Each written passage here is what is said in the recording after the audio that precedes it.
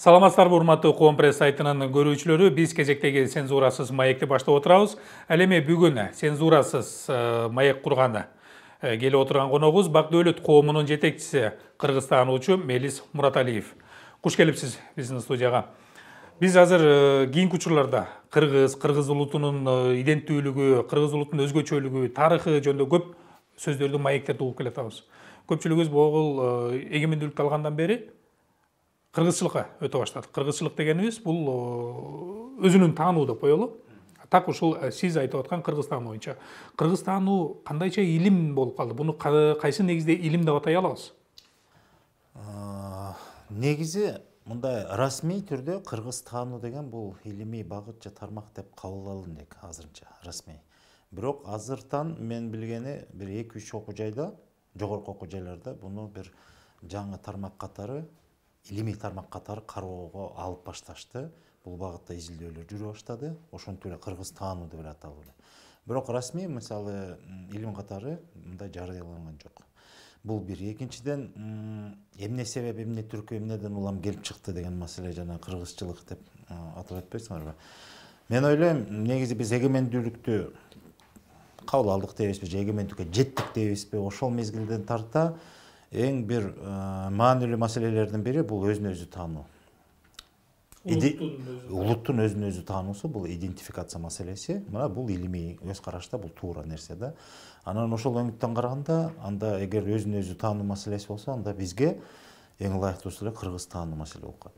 Эмне үчүн Кыргызстануу, эмне үчүн өзүн өзү таануу деп атабастан Кыргызстануу дегенибиздин мунун бир зарылчылыгы бар да. Менин түшүнүгүмдө, себеби биз көп жылдан бери буну иликтеп, изилдеп жүрөбүз. Биз адегенде эле баштаганда эле Кыргызстануу деп андай маселе көтөргөн эмеспиз. Биз баштаганда өзүн өзү таануу маселесине баштаганбыз. Анан изилдеп, изденип көрүп, иликтеп, салыштырып көп нерсени баягы калчагандан кийин көрсө бизде ошо Кыргызстануу маселеси курч экенин түшүндүк. Себеби бүгүн биз кыргыз атын алып жүрүп, кыргыз манасты айтканда кыргыз болгону, кыргыз атка конгону деген сөз илимий негизде чечмелесек, биз эл болуп калыптанып этнонимге ээ болгонубуздун бир жагы эле илимий булактарга таянсак 3000 жыл болуп атпайбы? Мына акыркы булактарга, Кытай жазма булактарга таянганда биздин доорго чейин 10-кылымда деп атпайбы? Демек биз эл кыргыз деген атыбызга конгонубуз, эл болуп жаралганыбызга 3000 жыл болуп атса, ошончо кылым карытып атсак, анан ошончо мезгилдин ичинен биз азыркы тапта расмий илим кабыл алган, аныктаган маалыматтарга таянганда биз 4-үнчү мамлекеттүүлүктү башыбыздан өткөрүп атабыз азыркы тапта. Демек бир нече 30 жылдан берки эгемендүүлүктү алганда. Аны менен кошкондо биз азыр 4-үнчү мамлекеттүүлүк. Андан мурун Улуу Кыргыз дөөлөтү болсо, андан мурун Барсбектин доорунда энсели кыргыздардын каганаты болуп атса, андан мурун биз Гангүндүн доору, баягы хундардын доорундагы 201-жылкы дата турбайбы ошол. Андан ары барганда дагы мына кийинки булактарга биздин доорго чейин 525-жылы алгачкы кыргыз каганатынын түптөлгөн жылы деп Кытайдын жазма булактарында да андай материалды да алып чыгышты. Демек биз азыр бир кем дегенде 4-үнчү мамлекеттүүлүктү башыбыздан өткөрүп аткан элдин урпактары катары канчалык деңгээлде биз өзүбүз таанып билип атабыз. Кандай жөндөмгө, кандай касиетке ээлер экенибизди бүгүнкү катардагы кыргыз билеби? Билбейт да. Аны кой, тамырда кой, кыргыз бүгүн кыргызча сөз тааныбай калды. Сүйлөп барат эле уже илини кошуп кетебиз. Ал чалып сүйлөгөн башка маселе. Даана эле сүйлөп туруп эле, бирок ошол орунду сүйлөп атабы, орунсуз сүйлөп атабы, ал маселе да бар да. Биз бүгүн кыргыз сөздү да тааныбай калдык көп учурда. Түпкү маанисин түшүнбөй эле окшоштуруп биз баягы тил адабият деген сабактардан окуп жүрдүк го, синоним деген түшүнүктөр бар. Бизде кээде мындай мааниси жагына окшош болгону менен, бирок ар бир сөздүн өзүнүн салмагы, өзүнүн түшүнүгү, өзүнүн орду бар да бул жашоодо. Мисалы кыргыз жөнөкөйлөтүп айткан атын атаса куту сүйүнөт дегендей, ар бир сөз өзүнчө түшүнүк, өзүнчө билим, жашоодогу орду бар. Учуру келгенде ал ошол сөздү колдонуш керек, орду менен дегендей. А биз бүгүн окшоштуруп эле же болбосо баягы акындарга окшоп жамактап рифмасы келе тургандай уйкаштай келсе эле ошол сөздү колдонуп кетип атпайбызбы? Туш келди жерге чейин биз залкар экен деген түшүнүктөрдү айтып атабыз. Кыран экен деп коебуз. Кыран менен залкардын арын ким айырып алып берет? Эмне айырмасы бар? Кайсы учурда ким залкар, кайсы учурда ким кыран деген ал өтө чоң сөз да, өтө салмагы өтө чоң сөз, терең сөз. Ошон үчүн көп маселеден улам биз биринчиден тарыхтан баштап, экинчиден тилибизден, үчүнчүдөн биз мына асыл нарктарыбыз жөнүндө сөз айтсак, каада менен салтты айырмалап билбейбиз. Адат эмне, үрп адат эмне экенин көбүбүз түшүнбөйбүз. Ырым деген эмне, тыюу деген эмне. Биз бир нерсе жашоодогу көрүнүштү жөнүндө бир сөз кылып ортого салсак, айтабыз, о, ушу кыргыздын каада салт үрп адаты аябай жакшы, карачы, керемет деп коебуз. А ошол кеп кылып аткан маселени атын так атап берчи десең, же салтпы, же каадасыбы, же адатыбы, же тыюусубу айта албайт эч ким. Биз тыюуну салтка айландырып алганбыз, салтты үрп адатка айландырып алганбыз. Айландырган жокпуз, чаташтырып эле, анан ошол баягы айтып атпаймынбы, тилден да кетип атат, түшүнүктөн да кетип атат. Анан ошондон улам биз карап туруп, ой, кыргызга ошо кыргызды таануутуу зарылчылыгы бар экен, замандын талабы экен. Өзгөчө мына акыркы эгемендикти алгандан берки 30 жылда бизде эмне болду? Бизде идеологиялык боштук болуп калды. Мамлекет тараптан бир багыттуу идеологиялык дейбизби, же тарбиялык деп коелучу, мына кыргызча нукура кыргыздын сөзү менен айтканда. Тарбия таалим бере турган багыттуу бир өрнөктүү иш болгон жок да.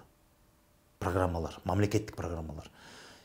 Билим берүү ал башка, а улут катары, эл катары бир тарбиялык багыттагы иштер бир өңчөй, бир калыпка салынган, бир багытты көздөгөн, бир негизге таянган, бир баалуулукту туттурган, андай бир да программа болгон жок да.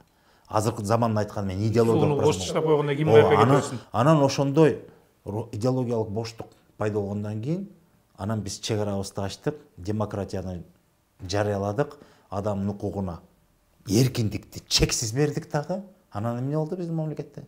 Биздин мамлекетте сырттан келген агындыларды коелучу. Ар кайсы саясий дагы, диний дагы, экономикалык жана башка күч, мындай багытты көздөгөн ар кандай күчтөр биздин ошол боштукту толтура баштады. Ошон үчүн бүгүн кыргыз бир үй бүлөдө 5 кыргыз болсо 5 бөлөк багытты бет алган, 5 бөлөк баалуулукту туткан, 5 бөлөк тилде сүйлөйт. Кыргызча сүйлөйт, бирок тили бөлөк. Түшүнөсүңөрбү мен айтып атам? Мен азыр мектептер менен көп кызматташып атам. Баягы мектептерге чакырып мен сабак берип атам кыргыз тааны боюнча, кошумча сабак катары. Ошол жерде мен кыргыздардын жаштарын көрүп алып, кээде бир ойлойсуң да, бир бооруң ачыйт, кээде бир кейисиң, бир күлөсүң да. Бүгүн кыргыз кыргызча окуп атып, кыргыз тилдүү мектепте кыргыз тилин, кыргыз адабиятын окуп атып, кыргызча сүйлөп атып, кыргыздын сөздөрүн, бирок кыргызча сүйлөбөйт десең, мен түшүндүрөйүн эмне деген. Мисалы, бүгүн жада калса ошо кыргыз тил сабагы бар бизде. Кыргыз тил сабагында биз кыргыздын тамгаларын да туура эмес окутуп атпайбыз. Эгер илимий жагынан карасак, биздин азыр алифбе деп коебуз го, алфавит деп коебуз, ошол жерде кыргызда жок тамгаларды окутуп атабыз. Ушул тамгада биздин тамга деп. А кыргыздын бар тамгасын айка киргизбей койдук. Жумуш артылган же ооба, же эң эле жөнөкөй мисал. Азыр биз мына ооба деген сөздү айтып атабыз. Жазганда о б менен жазылат, жана бакыт бар дегендей каткалаң б. А бирок биз аны айтканда кыргыз ооба деп сүйлөйт да. А бүгүнкү окуучулар оба деп сүйлөп атпайбы? Же болбосо убакыт деп сүйлөп атышат. Чабалекей деп сүйлөп атат. Абышка деп сүйлөп атат азыркы окуучулар. Кыргыз антип сүйлөбөйт. Дифтонг керек. Ал башка тамга. Ичкертилген англисче W окшошураак да. Бирок бизде антип W биздин өзүнүн каткалаң анан жумшак тамгаларыбыз бар эле. Ал бизде алфавитте жок, аны окутпайт. Анан бир эле тамга менен жазат дагы, ошо менен кетти. Мисалы, мына азыр замандын сөзү болуп калды. Аба деп коебуз. Баланча аба деп. Ал б менен жазылат да. А биз бирок аны аба деп атпайбызбы кыргызча. А кээ бирлер азыр билбестен жазууга келгенде азыр кадимки орустун в тамгасы менен жазып атат. Ава деп жазып атат. А кыргызда в тамгасы жок. Негизи эле болгон эмес. В тамгасы катышкан бир да кыргыздын сөзү жок. Же ичкертилген б же болду. Же болбосо сырттан кирген сөздөр бар. Вертолет, верблюд дегендей. А кыргыздын бир да сөзү в тамгасынан жок кандай. Эми мындай болот. Эми жөнөкөйлөтүп айтканда. Кыргыз таануу илим болуш үчүн мисалы анда далилдер керек, мисалы тарыхка кайрылабыз. Ал эми үрп адатка келгенде биз көбүнчө жана философиялык көз караштарга такалып калып атабыз. Анан кийин көбүнчө уламыштарга такалып. Илгери атабыз ушундай кылган экен. Же болбосо жанагы биз тыюу жана үрп адат отпайлы ошол нерселердин баардыгын философияга такап салганбыз. Бул жакка келгенде кандай айырмалоо болот? Философия керек, сөзсүз философиясы жок болбойт. Мисалы, эл болгон соң, маданият болгон соң, философия да болуш керек. Эң кызыгы, биз азыр мына эгемен элбиз деп атабыз. Мамлекетибиз бар, туубуз, гербибиз, гимнибиз бар, Бириккен Улуттар Уюмунда мүчөбүз деп туруп, бирок башка элдер менен тең ата болгондой, мисалы, биз кыргыз маданияты деген түшүнүктү дагы жарата элекпиз. Кыргыз философиясы деген жарата элекпиз. Кыргыздын дүйнө таанымы деген түшүнүк да жок. Мындай илимий негизде тармак катары. А бирок ал бар нерсе. Кыргыздын философиясы. Аны иретке келтире элекпиз. Иретке келтире элекпиз. Аны илимий көз карашта, анын өзүнүн багытын, тармагын ачып, ушул өңүттө иш алып бара элекпиз. Эми бул жерге дагы бир суроо да. Мисалы, азыр бизде мындай түшүнүк бар. Кыргызчылык же болбосо кыргыз таануу же болбосо улуттук өзгөчөлүк десе, жанагы философиялык көз караштарга басым жасап кетебиз да, калгандарын баардыгын жокко чыгарып баштайбыз. Ошол эле маалда мисалы азыр эл оозунда теңирчилик деп коелу. Теңирчиликти кармангандар же болбосо ошону тутунгандар өзүн бул теңирчилик философия дешет. Ошол эле маалда айрымдар теңирчилик бул дин дешет. Ушул жерге келгенде чаржайтык болот дагы ошол эле философияны кармангандар же болбосо теңирчиликти дин катары кармангандар башкаларды уруп согуп баштайт. Калгандардын баары мисалы меники туура, меники болуш керек, ал эми сенин диниң же болбосо сенин көз карашың, сенин философия түшүнүгүң бул жерде кыргызчылыктын жанында эчтеке жатпайт. Анткени биз аруу элбиз.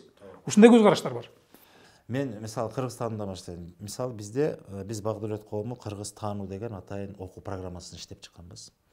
Бүгүнкү күндө ал 40 теманы камтыйт. Мисалы тарых, санжыра, салт, үрп-ада, тыюу, ырым, тил, жазуу деген темалардан улам, кыргыз философиясы, дүйнө таанымы деген темалардан улам жүрүп, көп нерсени камтыйт. Ошол 40 тема, мен ар бирин атап айта албайм. Биз ушул программаны иштеп чыкканда, биз так ошол жанагыдай түшүнбөстүк суроо болбош үчүн биз биринчиден эң негизги илимий негизге таянабыз. Себеби кайсы теманы көтөрбө, анын илимий жактан анын түшүндүрмөсү болуш керек. Далили, фактысы. Экинчиден, илимий гана жак менен чектелбестен, аны фольклор менен, сөзсүз түрдө фольклор. Мисалы, мен көп учурда окумуштуулар менен талашканда, фольклор деп коет жалпы бул элдик чыгармачылык, өзеки деп коет. Негизи фольклор бул илимде бул кошумча, толуктоочу булак катары кабылданат да, илимдечи. Эң кызыгы. Мисалы, тарыхка кайрылсак, тарыхтан негизги далилдер бул артефакт же болбосо табылгалар болсо, аны аныктап туруп, анан ошону далилдей турган же кошумчалай турган бир фольклор болсо, санжыра мисалы өзеки же элдик ыр болсо, ооба болгон деп аны уламыштар. Ооба. Эгер мындай далил жанагындай артефакт же болбосо табылгалар жок болсо, бул фольклорду эчтеке эсептебейт аны. Булак деп дагы эсептелбейт. Негизги булакка бул толукчу булак болуп кана. Мисалы, макалды деле ошентип коюшат. Макалда бул деп коет да, болду. А биз тескерисинче баардык ошо илимий болобу, кандай булактар болбосун, илимден да тармактар бар да. Келип туруп, анан биздин фольклорго байланса, биз анда ошол маалыматты алып чыгабыз. Себеби негизги далили фольклор. Биз далил эмес, негизги өзөк деп айтабыз да. Себеби кыргыздын институтунун, кыргыздын түшүнүгүндө бар нерсени анан илим менен, анан башка булактар менен ошону толуктап, жеткиликтүү кылып ачып бергенге аракет кылып атабыз. Мына ошондой өңүттөн караганда, ал жерде философия да бар, ал жерде дүйнө таанымы да бар, ал жерде далил, факт, материалдык далилдер да бар. Анан келип туруп биздин фольклор дагы өзеки чыгармачылык деп эми адабияттын тили менен айтылып атпайбы? Мен фольклор дегенде мисалы же биздин дастандар, Манас баш болгон эпос дастаны, чоң баяныбыз Манас, башка кенже дастандар, же болбосо макал, же элдик ырлар, же жанагыдай бир учкул ойлор болсо, ошого келип туруп ошонун негизде ачылганда, анын мына маселе чечилет. Керек болсо, мындай чыгармачылык деп коебуз, адабият дагы кайсы бир өңүттө бул дагы булак болот. Себеби адабиятчылар мисалы роман, повесть жазганда дагы алар дагы бир жашоо турмуштагы көрүнүштөн улам бир нерсени жазат да. Ошол доордун окуясына такалып. Доору болобу, мезгил, учуру болсо дагы, кандай болбосун ар бир жазуучу кайсыл бир окуяны сүрөттөгөнү менен, негизги окуянын мазмуну бир маселе болбосун, согуш болобу же тынчтык же колхоз болобу, мисалы доорго жараша. Бирок турмуш тиричиликти жазат да. Ошондо басып келип, ал мынтип айтты, ал мынтип кайрылды, анан жөнөкөй сүрөттөмөлөрдө жашоону сүрөттөш, ал жерде тиричиликти жазганда, ал жерден биз салтты көрөбүз, ал жерден биз адатты көрөбүз, ал жерден биз жүрүм турумду көрөбүз, ал жерден биз мүнөздү көрөбүз. демек адабияттагы бул булак катары каралыш керек дегенди ойду айтып атабыз да. Ошондой ар тараптуу булактардын негизиндеги кайсыл бир теманы толук кандуу ачып бергенде мына ошол жеткиликтүү да болот, түшүнүктүү да болот, далилдүү да болот. Эми ушул жерге келгенде жогоруда айтып калдыңыз 40 тема депчи. Так ушул Кыргызстануу билимин берүүдө деп коелу, сабактар боюнча. Азыр негизи ушул Кыргызстануу боюнча маалымат элде аз. Анан кийин негизи эле силерге ушул Кыргызстанууну жайылтууга эмне тоскоол болуп атат элдин арасында? Анан ушул Кыргызстануу сабактарына кызыккандар кимдер? Биринчиден мындай деп айтайын. Тоскоол жөнүндө сөз болуп калды. Мындай атайын деле тоскоол жок, чындап келгенде. Болгону түшүнбөстүк бар. Анан маалымат жок. Маалымат жок да. Кыргызстануу десең ал эмне, ошондой да барбы дешет да көбү. Же болбосо элдин көпчүлүгү мындай нерселерди мындай ойго капарга албай, аны менен түшөлбөй эле күнүмдүк тиричилик менен алып урушуп эле жашап атат да. Кой турчу, элдин салтында, наркында мындай маселе бар десең, көп нерсени ошол кыргыздын канында бар, эс тутумубузда бар нерсени биз тереңин, философиясын түшүнбөй эле жөн эле аткарып эле коюп атпайбызбы? Мисалы, илгери атабыз ушинткен ушинтип жасаш керек. Жаштар сурайт, эмне үчүн антип жасайбыз? Ушинтип жасап келген, жасаш керек болду. Же болбосо тыюуларга келгенде, антпе, тигинтпе дейт. Эмне үчүн десе, жаман болот. Бир универсалдуу бир жооп бар да, жаман болот. Азыркы жаштар андай эмес да. Эгерде сурооңо жооп табылбаса, аны кабыл албайт. Жаман болсо боло берсин, эгер эмнеси жаман болот ошон үчүн. Эмнеси түшүндүрө албагандан кийин анан атайлап туруп барып ошонун тескерисин жасайт да. Ошон үчүн биз Кыргызстанда ошол суроолорго жооп бергенге жетиштик. Ошонткенден кийин кызыкпаган киши, кабары жок киши, маани бербей жүргөн кишилер кадимкидей жашоого болгон көз карашы өзгөрүп атат. Мамилелери өзгөрөт. Адамга, коомго, жамаатка, табиятка, жашоого болгон көз караш, мамилелери өзгөрүп атат. Анан негизинен бул баягы Кыргызстануу маселеси бул өзөккө кайтуу маселеси да. Өзүңдү таануу дегенчи сен өзүңдүн күчүңдү, дараметиңди, өзүңдүн касиетиңди таанымайынча сен эмнеге кандай десем, колуңан эмне келет, аны биле албайсың да, ким экенин билбесең. Өзүң өзгөчөлүгүңдү тааныгандан кийин, кайсыл күчтүү жерин, кайсыл жерин чабал, ошону жакшы билгенден кийин, анан сен бул жашоодо мындай багытты аныктаганда дагы сенин бир чарбалык болобу, илимий болобу, кайсы багытта болбосун, сен өзүңдүн жолуңду таап кеткенге өлгө болот. Анан тоскоолдук дегенде мондай бир атайын бирөө бут тосуп тоскоол эч ким деле жаратпай эле. Маселен, болгон маселенин баары эле ошол кабар жок, маани бербейт, уккан эмес, же болбосо аны маанилүү деп эсептебейт. Эгерде мындай жүздөшүп, анан ушул Кыргызстануу боюнча бир сөзгө кирип, же ошондой семинар, лекция болуп, ушундай бир катышып, аралашып калса киши, биздин тажрыйбабызда эми 100% деп айта албайм, бирок 70-80% абдан жакшы маани берип атышат. Кызыкпагандыктын себеби бул зарылчылыктын жоктугундан эмеспи? Мисалы эми азыр 21-кылым дейбиз, техниканын өнүкүп өскөнү, анан кийин ошол шартта баягы канча бир кылым илгери кыргыздардын карманып келген түшүнүктөрү, каада салты азыр эми актуалдуу эмеспи деп ошол себептен кызыкпайбы? Кызыкпаганы мен мындай деп эсептейм да, баягы өзөгүн тааныбаганда кызыкпайт. Мисалы, ошол эскичилик, ал артка тартуу, ал биз азыр өнүккөн заманда бунун орду жок деген бул түшүнбөстүктөн улам ошондой мамиле болот да.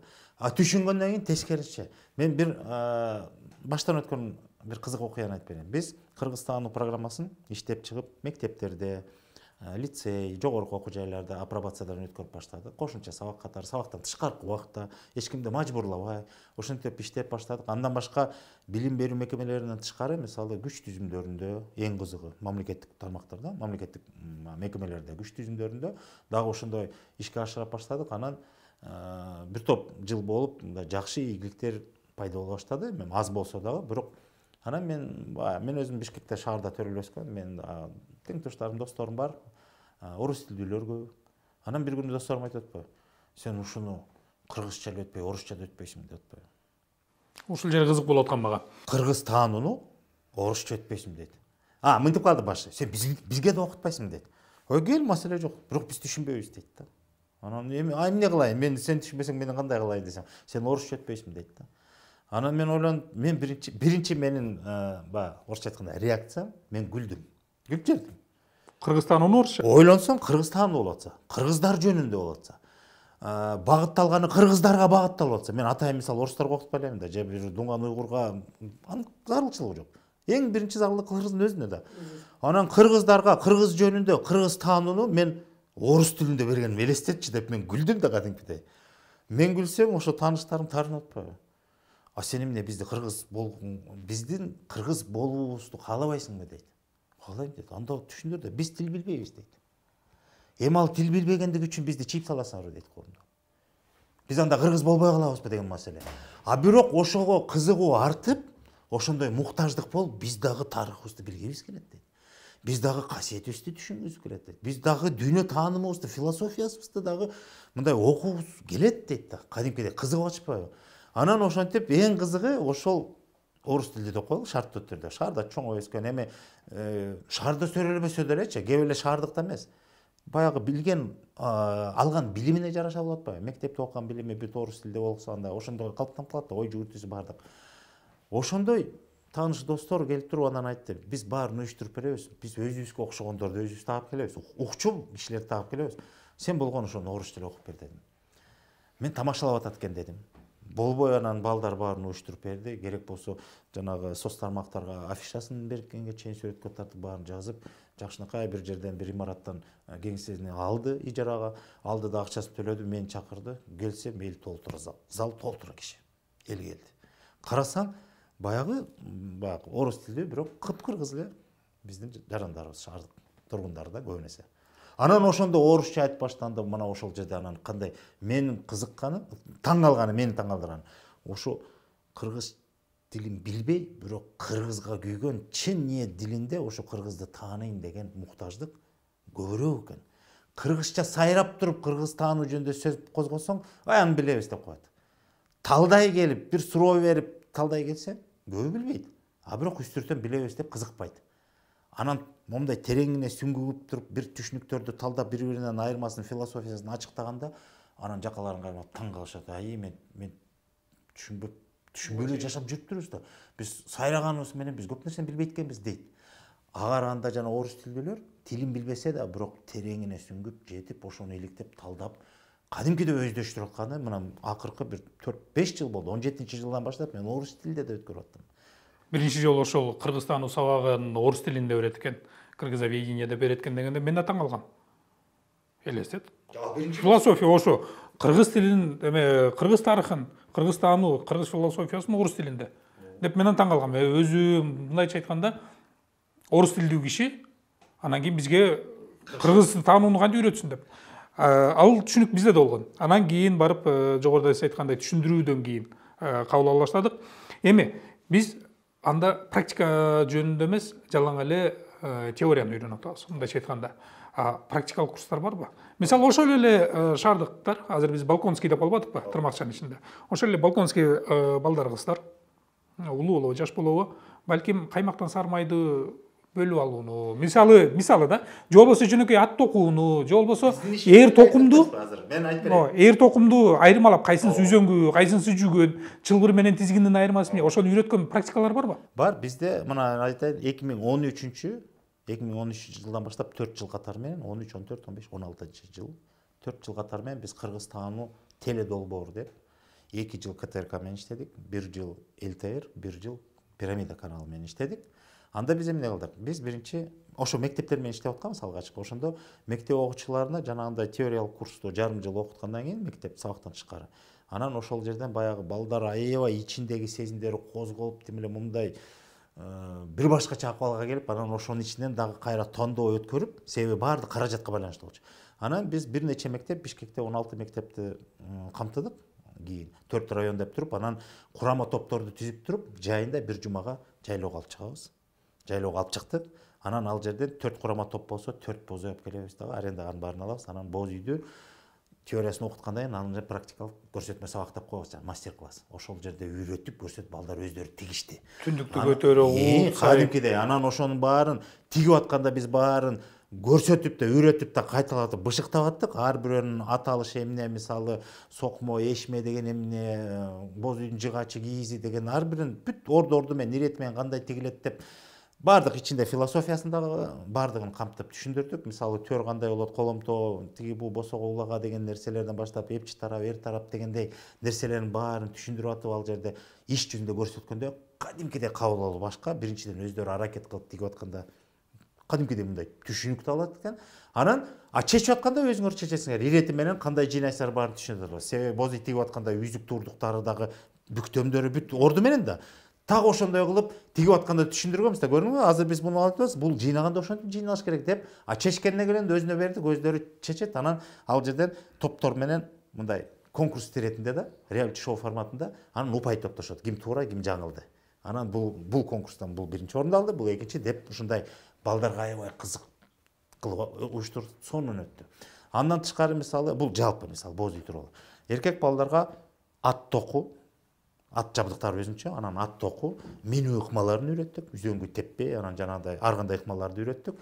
Анан тыйын эңмей, жаатуу мисалы. Баягы негизги түшүнүктөрдү. Анан улактар эми баягы улактап коебуз го көк бөрүнүн негизги баягы эңүү ыкмасы, бастыруу ыкмасы. Ушул нерселерди үйрөттүк. Шаардык балдар. Арасында жылкыга өмүрү мынтип жакын басып көрбөгөн балдар бар. Ушуну үйрөтүп аткандачы бир жуманын ичинде. Тим эле өмүр бою аттын үстүндө чоңойгон балдардай болуп калбады. Эмне үчүн? Себеби биздин тетиги генетикалык бир өзгөчөлүгүбүз ошол жерде өзгөчө койгон экен. Биз көрдүк ошону кадимкидей. Бул бир эле жолку сабак эмес. Бул жылдан жылга өтүп келе Бул 4 жыл ушуну уюштурук. Себеби бунун чыгымдары көп болду. 4 эле жыл менен чектелип калды. Кийин мен эми баягы ачык айтканда эмне биз болгон тааныштардын баары мен монтип кол сунуп отуруп демөөрчүлөрдү издеп атып, кийин акыркы жылдарды мени каратканда алыстан келгенде же бурулуп кетет, же болбосо акча жок деп туруп анан мени учурашчу да, тамашалапчы. Мен ошо тажат бүткөн экенмин да, мен ошондо түшүндүм. Анан чындап эле акча каражат болбой калгандыктан токтотуп койдук. Бирок бул программа иштелип мындай өзүнүн бир нугун тапты да, апробациясын өттү. Мен муну жөн айткан жокмун, бул балдар эле эмес. Кийин 16-жылы эсиңердеби, тарых маданият жылы деп жарыяланган. Ошондо биз ошол жумушчу топко да киргенбиз, дирекцияга. Биз ушул программа сунуштаганда бизге ал убакта өкмөт менен президенттин иш башкармалыгынан, анан дагы бир топ мамлекеттик мекемелерден ушундай чакырык келди. Ушундай өткөрөт экенсиздер, чоң кишилерге өткөрөйсүздөр. Маселе жок, өткөрдүк. Эрең иштеги бул жигиттерге. Аялдарга мисалы, аялдарга, кыз балдарга тиешелүү өзүнүн бир мисалы ошол эле жана айтып аткан кадимки эле ак майды коебуз го, биз ак майды алдык, ошону чалып суусун чыгарып туруп, анан каймактан ак май чыгарып, анан сызгырып сары май жасаганда да өзүнчө көрсөтмө сабак үйрөттүк. Көп эле нерсе, мисалы максым жасатканды биз бадырак куургандан баштап үйрөттүк. Ошону кыздар өздөрү куурат. Кадимкидей күйшөп, жана соку белекке салып туруп куургандан кийин анан ошонун баарын кайра жаргылчактан тартып, анан 4 топ да кимисинин талканы биринчиден жакшы болду. Бирөөнкү күйзүйдү, бирөөнкү чала болуп калды дегендей. Анан ар кимиси өзүнчө жарма бышат, ар кимиси өзүнчө ачытат, анан аягында ичкенде кимиси кандай упай топтойт. Ошого чейин мындай бүт практикалык жүздө. Абдан сонун өткөн. Ушул эле нерсени чоң кишилерге да өткөргөндө аябай сонун кеткен. Мисалы кыргыздын жана кол өнөрчүлүгүнө тиешелүү, кыздарга тиешелүү. Жанагы жүн менен жибек кездемеге, жибек атага жүн менен мындай методон валяние деп коет. Мисалы орусча жакшы эмес экен. Ошол көп ыкмалары бар экен. Ошондой баягы жолук болобу, эмне болобу ошондой аял затына тиешелүү буюмдарды жасаганды ошондой көрсөтмө сабактар аркылуу үйрөтүп, көрсөтүп, анан өздөрүнө жасаттык да. Биринчи жолу жүндү кармаган аял заттар бар экен. Кыздарды кой, чоң. Ошолор келип кирип жасаганда тим эле бүтүрмөйүнчө кетпей, тамакка чакырса да барбай койбоду. Ошого чейин барды да. Демек бул нерсе баягы өзүбүздүн маданиятыбыз да кантсе дагы. Биздин өнөрүбүз дейбизби, биздин баягы биздин улуттук населдерибизди иш жүзүнө көрсөтүп, түшүндүрүп, кызыктырып койсоңчу, кадимкидей адамдын мамилеси өзгөрө баштайт. Мамилеси өзгөрөт, жан дүйнөсүндө бир нерсе өзгөрүп пайда болот экен. Анан мен ишенем, жашоодо ал сөзсүз түрдө бизде өзүнүн бир ордун көрсөтөт. Мен муну айтканым бир окуя Ички иштер министрлигинин алдында күзөт кызматы деген бир чоң управление бар. Мына ошол мекеме менен биз 12-жылдан баштап кызматташтык. Ошол Кыргызстандын программасы. Анан ал жерде республика боюнча 40 ашык райондук бөлүмдөр бар. Анан ар бир райондук бөлүмдө баягы кезек менен иштешет экен да, 1 сутка иштесе 3 сутка эсалат. Демек 4 взвод деп коет алар боюнча, 4 топ иштейт да. 1 топ иштегенде 3 топ эсалат. Ошентип кезектешип иштешет. Анан биз ошол 3 жылдан ашык мезгилде биринчиден республиканын баарын айландык, экинчиден Бишкек шаары менен Чүй областу аябай кенен иштештик. Бир барган жерге 4-5 жолу кайрылып барып лекцияларды ушундай Кыргызстан боюнча темалар боюнча семинар лекция өткөрүп аттык. Аябай жакшы болуп, тим эле күгүлдөп бушулуп аткан. Анан кезектеги бир ушундай иш-чарага келгенде мен бир жолу айттым, ошол уюштуруп аткан аксакал кишиге, биздин ардагерлер кеңешинин төрагасы ошол ички иштер министрлигинде. Анан бизге коомго мүчө болгон аксакал киши да, мен айттым, аксакал, бул маселе туура эмес иштеп атабыз дедим. Бул кылган ишибиздин жыйынтыгын көрбөй атам дедим да мен. 3 жылдан бери иштеп атабыз. Ал иш аябай таң калды. Дой, сен көрбөй атасың, кандай лекциядан кийин эл баягы ошо милициялар деле адам дегендей баягы тамаша сөз болсо да, аларда деле мындай суктануу сезими, каныкидей мындай бир демденип, канат байлап, ош Кыргыз ушундай экен деп мындай бир башкача акыбалга түшүп атты да, лекциянын учурунда эле бүткөндөн кийин дагы суроолор болду. Анан ушунун баарын байкабай туруп сен, байкап туруп кантип сен жыйынтык болбойт деп атасың деди да. Мен айттым, биз барган жерге экинчи, үчүнчү ирет кайрылганда биз улам башкаларын окутуп атабыз да. Башын укпай, кийинкиси башкасы келип атат.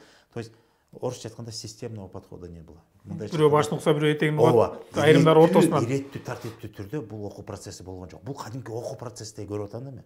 Анан мен айттым, биз мынтип чарпылып, тигил район, бул район, шаарда 4 район болсо, Чүйдө 8 район болсо, ошонун баарына кезеги менен бир айда же 2 жумада бир болуп мынтип кыдырып атабыз да. Анан бир айткан жерге экинчи ирет кайтарып келгиче, кайрылып келгиче бир ортодон 2-3 ай өтүп кетет. Баштагысы унутуп калат да. Мен айттым, андан көрө чарпылбай бир эле райондо алалы дедик.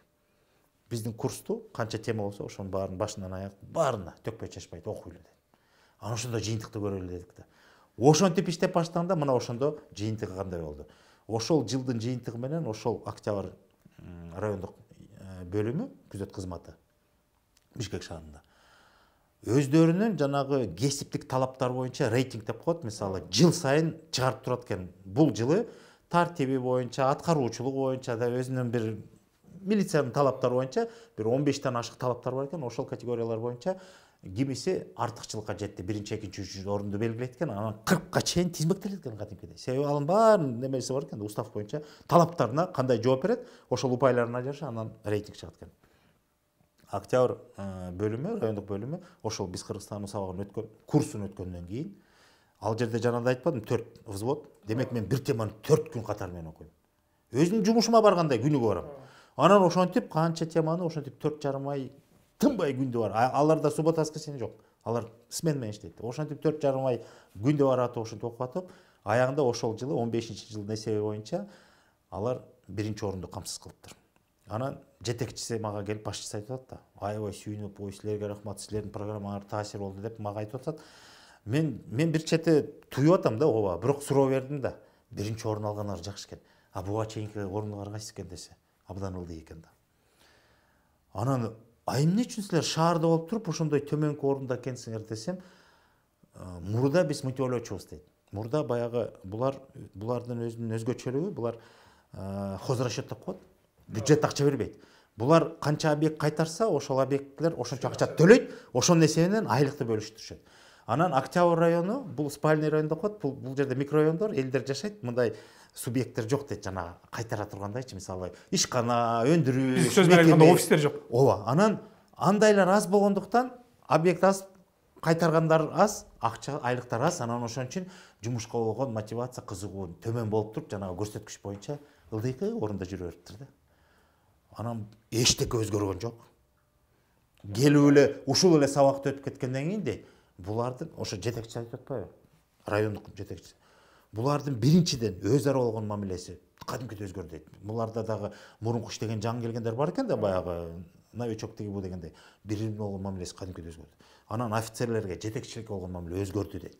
Жумушчу берген тараптарга, работатель деп коет. Аларга мамиле өзгөрдү дейт. Анан эң акыркысы жанагы ошол мисалы банк кайтарабы же офисти кайтарабы келген кеткен киши бар да, клиенттер. Алардын дагы кээде мындай книга жалоба деп коет го, жанагы китептерге жазып коет экен да, силердин ушу милицияңар мындай экен, тигиндей экен деп. Орой сүйлөдү, анан мынтти дегендеге чейин ошонун баарын эсептейт экен да. Ушул талаптардын баардык жагынан биринчи орунга чыгып кетпедиби дейт.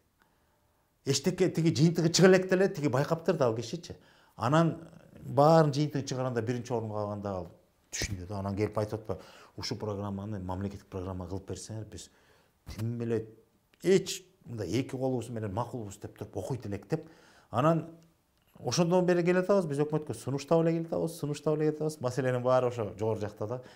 Мунун зарылчылыгын көрбөй атат. Маселе чечим кабыл алчу кишиге жеткире албай атабыз. Эми мисалы мындай нерсе бар да, көпчүлүк учурда улут десек, биз улуттук баалуулук эмес, уруулук баалуулуктарга өтүп кетебиз. Бул адашкан. Мисалы биздин уруу сиздин урууңузга караганда күчтүү болгон. Ооба, биздин баатырлар сиздердин баатырыңыздарды талкалап салган. Баланча жылда түкүнчө жерден чаап салган. Силердин баланча баатырыңардын жерге койгон баарында биздин баатыр барганда кошок айтылбай калган. Ушул сыяктуу нерселер бар. Улуттук көз карашта биз уруулукка байланыштырабыз. Эми бул жаңылыштык. Бирок экинчи нерсе бар. Биз кайсы кылымда, кайсы жылда экени белгисиз. Бирөө айтат эрте, бирөө айтат кеч деп. Бирок кандай болгон күндө дагы азыркы тапта негизги калктын карманган дини бар. Ошол эле мусулманчылык деп коелу. Кыргызы четинен кармай эле кимсиң десе мусулманмын дешет. Эми аны кайсы деңгээлде кармайт, ал өздөрүнүн иши. Кеп анда эмес, кеп мында. Биз кыргызчылыкты же болбосо кыргызстануу десек, буга чейин айтып келдик. Ошо философиялык же болбосо дагы бир ишенимге байлап туруп исламга каршы коюу болот. Кыргызчылык мисалы, ой, кыргыздар ислам бул араб тини, арабтар гана сыйынат. Кыргыздар биз ага сыймашыбыз керек. Биздин өзүнүн көкө теңирибиз бар. Же болбосо дагы 1-чи, 10-чу ар ким ар кандай айта алат. Ошентип ушул шарга келгенде коомчулукта түшүнбөстүктөр бар. Мисалы Кыргызстануу же болбосо кыргызчылык десең, динге каршы чыккан адам болосуң, же болбосо бисмилля деп кое турган болсоң, же болбосо Аллах деген сөздү айтып койсоң, сен кыргыз эмессиң. Сен араб кулсуң. Ушул сыяктуу коомдо тирешүү бар. Мындай түшүнбөстүк деп коеюн. Бул шартка келгенде Кыргызстануу кандай жолдорду сунуштайсыздар? Бул жакка келгенде мен сунуштабай эле, мен жөн эле ишимди эле айтып берейинчи. Ушул айтып аткан маселелерди биз байкап атабыз коомдо. Бирок биздин программага келгенде ошол эле диний көз карашта болобу, башка көз караштагылар бияктан тирешүү таппайт. Тескерисинче түшүнүп алгандан кийин, ой, бунун бири-бирине эч карама каршылыгы жок турбайбы деген чечимге келет экен. Мен муну бир сөз менен айтып атам. Далил катары айтыш үчүн мен ушундай сабакты жана мамлекеттик мекемелерге көп шакырышат. Мен сабак бергенде, эми ал жерде түшүнүп атасыңар, мамлекеттик мекемеде демек орто муундун өкүлдөрү. Мындай дүйнө таанымы калыптанып, көз карашы, жашоого болгон негизи түптөлгөн, мындай бир өзүнүн багыты, баалуулуктары калыптанган кишилер да көбүнесе. Ал жерде диний көз караштагылар да бар. Ал жерде таптакыр атеисттик көз караштагылар бар. Ал жерде тескеринче жалаң кыргыз деп жана айткандай, же теңирчилик деп атайбы, же кандай айта алса да, ушундай гана болуш керек деген багыттагы, ар кандай багыттагы адамдар биздин программага келип катышып аралашкандан кийин бири-бири менен түшүнгөнгө чейин жетишет. Себеби биз каршылыкты эмес, биз түшүнүүгө негиздейбиз. Анан мисалы ошол эле диний бир кайсы бир өзгөчөлүктөрдү биз кыргыздын дүйнө таанымы аркылуу, кыргыздын көз карашы менен түшүнгөнгө аракет кылабыз. Анан кыргыздын асыл нарктарын, салттарын биз тереңирээк мынтип ачып келгенде ошол эле дин өкүлдөрү айтат, бундай эч бир жаман нерсе жок экен деп кайра өздөрү мойнуна алышат. Маселе биз ошол өзүбүздүн ким экенибизди, биздин наркыбызды, биздин салтыбызды, биздин үрп-адатыбыздын тереңин, философиясын түшүнбөсөк, ошону түшүнбөгөндүктөн улам кайра келип туруп өзүбүз чанып атпайбызбы? Кайра кыргыз өзү. Биринчиден бир да араб келип, ой, кыргызың момундай деп айтпайт. Кыргыз өзү айтат. Ой, кыргыз мусулман гана болуш керек дейт деп болду. Кыргыздын салтын карап туруп, бул эскичилик, бул ширик, бул тигиндей мындай деп туруп, кыргыз баласы айтат ал. Мусулманмын десе дейт, бирок кыргыз айтып атпайбы? Ошол кыргыз жигит болобу ким болбосун, эгерде кыргыздын тарыхын, санжырасын, ошол маданиятын, наркын тереңинен түшүнсө, антип айтпайт. исламга каршы келбейт анткени. Келбейт. Себеби мен баштан өткөн тажрыйбасынан көрдүк, ошондой кишилер кайра келип туруп, мындайча айтканда көз ачылат дебейсизби, же көз карашы кеңейеби, же дүйнө таанымы кеңейет дагы, анан түшүнүү менен мамиле кыла баштайт. Тескерисинче. Маселенин баары ошондо. Биздин программабыздын эң бир өзөктүү маселеси биз каршылашууга эч багыттабайбыз. Тескерисинче биз түшүнүүгө келгенге аракет кылабыз. Ошол негизди карманып туруп, биз сабак, семинар, лекция өткөндө ошондой ар кандай көз караштагы түшүнбөстүктүн негизинде келген суроолорго биз жоопту ошолор гана түшүнгөндөй эмес, жалпы түшүнгөндөй кылып ачып бергенде, мисалы дин өкүлүнүн суроосуна, өзүнүн кызыкчылыгында же диндин кызыкчылыгында суроосуна биз жооп бергенде, мисалы ошол эле улутчулбуз деп эсептегендер ошол жерден өзүнө да тиешелүү жооп табат дагы, бири-бири менен түшүнө баштайт. Маселе ошондо. Түшүнүктүү. Демек, биз эгерде келечекте жалпы баарыбыз кыргыз таанууну үйрөнө турган болсок, коомдодо дагы диний, философиялык көз караштар, саясий дагы жактан орток түшүнүктү кармана алабыз. Бул негизги маселе. Биз ошого келишибиз керек. Биз алдыбызга максат койгондо да ушул максатты койгонбуз. Бүгүн мен жана башта айтпадымбы, жанагы 30 жылдан кийин биз бир үй-бүлөдө 5 кыргыз болсо 5 бөлөк тарапта карап калбадыкпы? Маселе кайра кайтып келүүдө.